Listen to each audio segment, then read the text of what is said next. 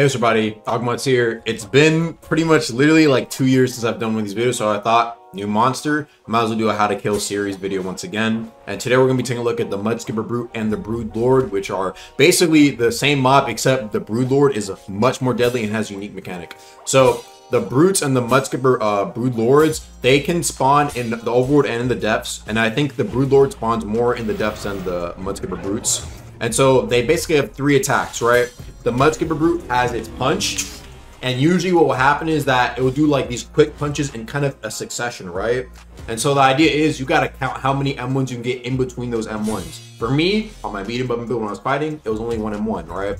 For other weapons on my own, it might be like 2 if you're light, heavy is definitely 1. And the things you got to watch for is mix-ups. So it has 2 main mix-ups, right? One being it's like kind of strong left or strong right, where it's basically an unparable attack that you have to dodge. It sometimes just throws in randomly, right? Which does a lot of damage. And then it has this like little jump move that also can kind of catch up to you if you're not careful. And if you're also not careful, might also auto drip you if you're low. So watch out for that as well.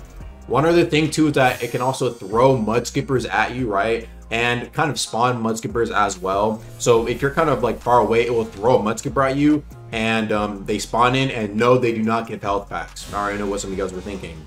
If you also take a look at, I don't have footage of this, but it can also kind of like scream and spawn some of them in. So just watch it for that as well. Now the Brood Lord is pretty dangerous for this one reason. It actually applies anti-heal on hit.